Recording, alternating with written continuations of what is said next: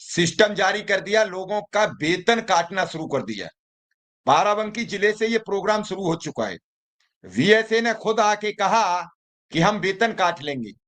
कई हजार शिक्षकों का वेतन काटने का ऐलान कर दिया गया।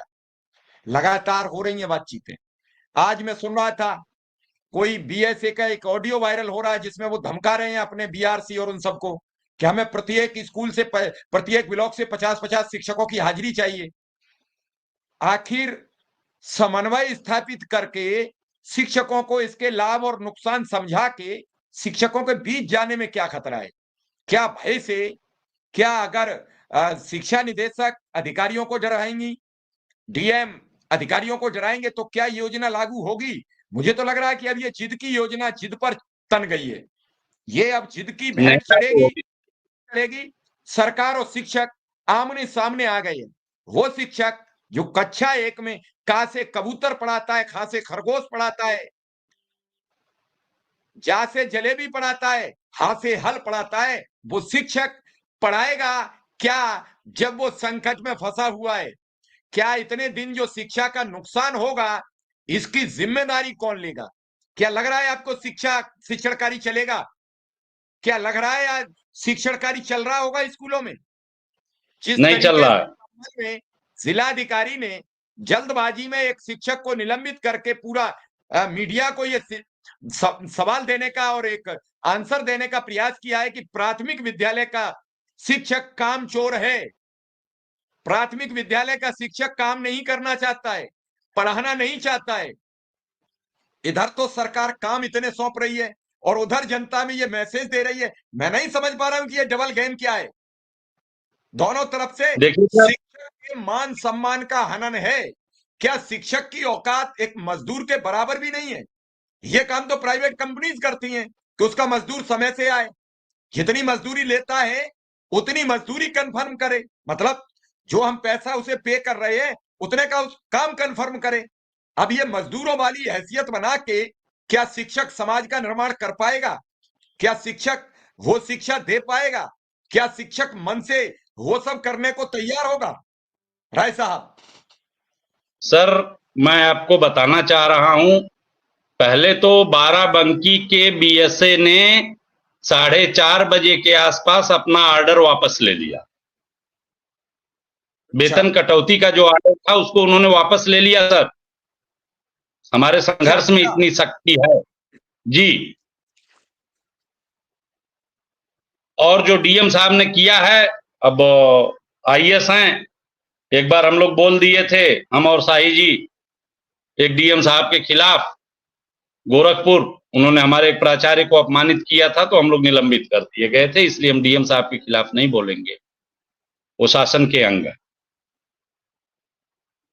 लेकिन जो बाकी बातें आपने की हैं कि ये जिद है, सरकार उस पे आके रुकी है और क्या करवा लेगी, तो सर हम आपको बताना चाहेंगे, हमारे जो पुरोधा थे, हमारे जो परंपरा जिनके लोग हम हैं, उन्होंने 1987 में पूरे विधानसभा को घेर लिया था और घोड़े वाली पुलिस दौड़ाई गई थी। इस नई वीडियो में ये वीडियो आप सभी शिक्षा मित्र साथियों के लिए बेहद ही महत्वपूर्ण होने वाली है। इस वीडियो में आपके बीच में वर्तमान की एक काफ़ी ज़्यादा बड़ी खबर साझा करेंगे। ये खबर आपके अस्थायीकरण के पॉइंट ऑफ व्यू से काफ़ी ज़्यादा महत्वपूर्ण है, तो सभी साथी वीडियो को पूरा देखें। चैनल को अभी तक आपने सब्सक्राइब नहीं किया है तो तुरंत ही इसे सब्सक्राइब भी कर लें। अब चलते हैं अपडेट पर। पंडित नारायण दत्त तिवारी जी मुख्यमंत्री हुआ करते थे, हम लोग सुनते हैं, हमारे पूर्वज बताते हैं। और उसके बाद आज तक शायद कांग्रेस की सरकार ने 2004 में हमारे पूर्वज पंचम वेतनमान के लिए लड़े थे। 156 या 165 लोगों को बर्खास्त किया गया था और सरकार बैकफुट पर आई। जो पंचम वेतनमान उसको 1996 में दे देना चाहिए था, वो 2004 में दी। तो हमें कहने में कोई गुरेज नहीं है, इस्तीफा का क्रम चल रहा है। हमारे हर न्याय पंचायत में 6-6, 8-8 की संख्या में संकुल शिक्षक हैं जिनको प्रभारी कहा जाता है, उनकी जिम्मेदारी है अन्य विद्यालयों में घूम के कार्यों को संपन्न कराना, ये ऑनलाइन जो है इसके लिए बनाए हैं। और हमारे जनपदों में एक एक ब्लॉक में 5-5 ARP हैं, तो 22 पंजे आप मान के चलिए, 110 115 एक नगर क्षेत्र है, 115 ARP हैं, 3 SRG हैं। इनके ऊपर बहुत दबाव पड़ रहा है कि आप विद्यालय जाओ और विद्यालय का ऑनलाइन उपस्थिति कराओ। तमाम जगह ये लोग इस्तीफा दे रहे हैं और 1-2 दिन में सभी लोग इस्तीफा दे देंगे। इनके जो DCs हैं, DCs भी इस्तीफा देने को तैयार हैं कि हम ये काम नहीं। राय साहब थोड़ा सा विस्तृत बात जानना चाहता हूं, क्या ARP और ये सब इस्तीफा देने जा रहे हैं? जी जी, सब तैयार है, हमारे यहाँ सोशल मीडिया में चल रहा है। आप पर्सनल कहेंगे हम आपको भेज देंगे। इतना आसान नहीं है।